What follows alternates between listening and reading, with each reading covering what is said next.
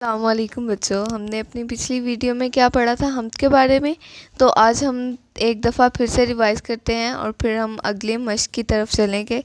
تو چلیں دیکھتے ہیں ہم نے حمد میں پڑھا کیا تھا. ہم نے حمد میں پڑھا تھا اللہ تعالیٰ کی تعریف اور ان کے اوصاف کے بارے میں، اور یہ پڑھا تھا کہ اللہ تعالیٰ ہر جگہ موجود ہے، اس نے پوری دنیا کو بنایا. اور یہ نظم لکھی تھی محمد امتیاز عارف صاحب نے.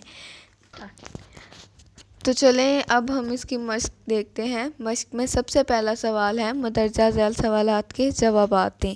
تو یہ جتنے بھی آپ سوالات یہاں دیکھ رہے ہیں یہ آپ کے نوٹس پر آپ کو دیے گئے ہیں، حل کیے ہوئے ہیں یہ سارے. ایک بار پھر بھی میں آپ کی آسانی کے لیے پڑھ دیتی ہوں. حمد کسے کہتے ہیں؟ تو ایسی نظم ہے جس میں اللہ تعالیٰ کی تعریف بیان کی گئی ہے. اس کے بعد اگلا سوال ہے اللہ تعالیٰ نے انسان کو تخلیق فرما کر اسے کیا سکھایا؟ تو اس کا جواب ہے اللہ تعالیٰ نے انسان کو تخلیق فرما کر اسے سکھایا کہ سب سے بڑی نیکی انسان کے ساتھ بھلائی کرنا ہے. اس کے بعد ہے جب بھی تجھے پکارا فوراً ملا سہارا. اس مصرعے میں شاعر کس بات کی طرف اشارہ کر رہا ہے؟ تو اس مصرعے میں شاعر یہ کہنا چاہ رہا ہے کہ شاعر نے جس بھی حالت میں اللہ تعالیٰ کو پکارا اللہ تعالیٰ نے اسے فوراً سہارا عطا کیا. آگے کو سوال دیکھتے ہیں.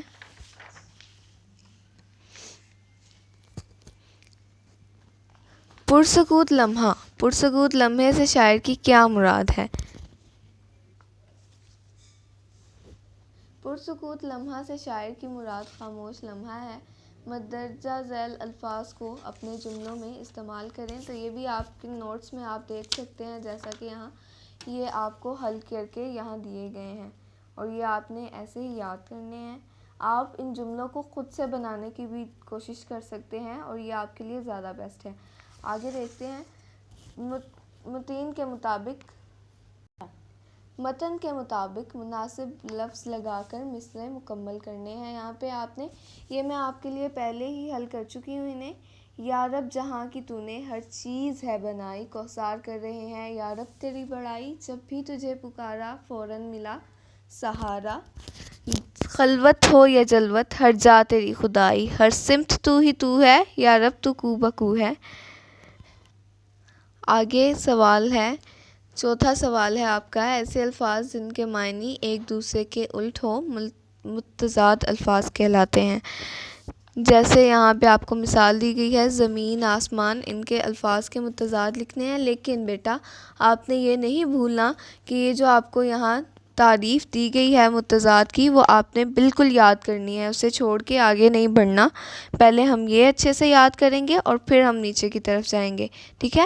بھلائی، بھلائی کا بالکل الٹ لفظ لکھنا ہے جو حقیقت میں جس کا معنی اس کے بالکل الٹ ہو، ٹھیک ہے؟ بھلائی برائی، بڑی چھوٹی، انسان حیوان، نیکی بدی، سہارا بے سہارا، خلوت جلوت. اب نیچے سوال نمبر 5 پہ آ جائیں. مندرجہ ذیل الفاظ کو تہجی ترتیب کے مطابق لکھیں. تو حروف تہجی کا تو آپ سب کو پتہ ہے کہ حروف تہجی کہا کسے جاتا ہے. دراصل الف بے پے کو حروف تہجی کہا جاتا ہے. یہاں آپ دیکھ سکتے ہیں جیسے حروف تہجی کی ایک ترتیب ہے. سب سے پہلے الف آتا ہے، اس کے بعد الف مدہ، پھر بے، پے، تے، ٹے، سے اور اسی طرح آگے. اگر ہم یہاں دیکھتے ہیں تو دیکھیے گا یہاں پہ سمت، صحرا، کوثار، جلوت اور انسان دیے گئے ہیں. جیسے ہم نے حروف تہجی کی ترتیب میں دیکھا کہ سب سے پہلے الف آئے گا، تو یہاں پہ بھی ہم سب سے پہلے الف والا لفظ لکھیں گے جو کہ یہاں آپ کے لیے حل کیا گیا ہے. دیکھیے انسان، اس کے بعد ان سب میں الف کے بعد جیم آتا ہے، تو یہاں پہ ہم جیم والا لفظ لکھیں گے. انسان، جلوت، سمت، سین آئے گا، اس کے بعد پھر سواد آئے گا، پھر کاف آئے گا، تو سمت کے بعد صحرا اور پھر کوثار. اب یہ سوال نمبر 6 ہے آپ کے لیے. اس شعر کی نثر کریں. نثر سے کیا مراد ہے؟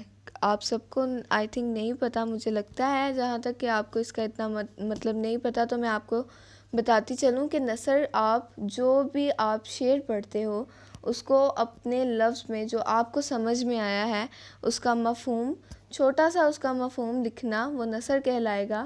ٹھیک ہے، تو اب دیکھتے ہیں کہ نثر ہم نے کیا کرنی ہے اس کی. ہر سمت تو ہی تو ہے، یا رب تو کو بکو ہے، تیرے سوا تو کچھ بھی دیتا نہیں سجھائی.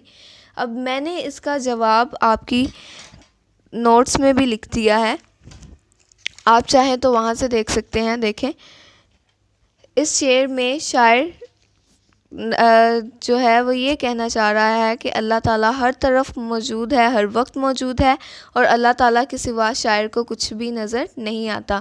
ہاں اگر آپ کو خود سے اس کی نثر لکھنی ہے اپنے الفاظ میں تو آپ وہ بھی کرو گے تو وہ بھی بہت اچھا ہوگا، تو کوشش ضرور کیجیے گا.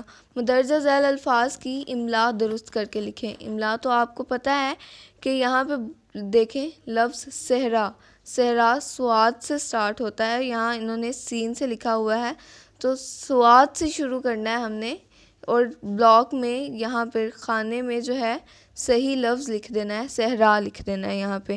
اب سکوت میں جو کاف ہے وہ دندے والا آئے گا، تو یہاں پہ سکوت اس کو کاف کو تبدیل کریں گے ہم. یہاں پہ خلوت میں توئیں کی غلطی ہے. ٹھیک ہے، تو یہاں پہ ہم توئیں درست کر کے لکھیں گے. سہارا میں سواد کی غلطی ہے، تو یہاں ہم سواد درست کر کے لکھیں گے. آگے کوثار میں کاف کی غلطی ہے، وہ ہم درست کریں گے. لمحہ میں یہاں پر ہے کی غلطی ہے، تو وہ ہم درست کریں گے. تو پیارے بچوں، یہ جو آپ نے سارا لیکچر آج سنا ہے اس کو اچھے سے یاد کریں. اب گھر میں بیٹھ کر اپنی والدہ کے پاس بیٹھ کر اس کو حل کریں اور انہیں چیک کروائیں. انشاءاللہ اب نیکسٹ لیکچر میں آپ سے ملاقات ہوگی. اللہ حافظ.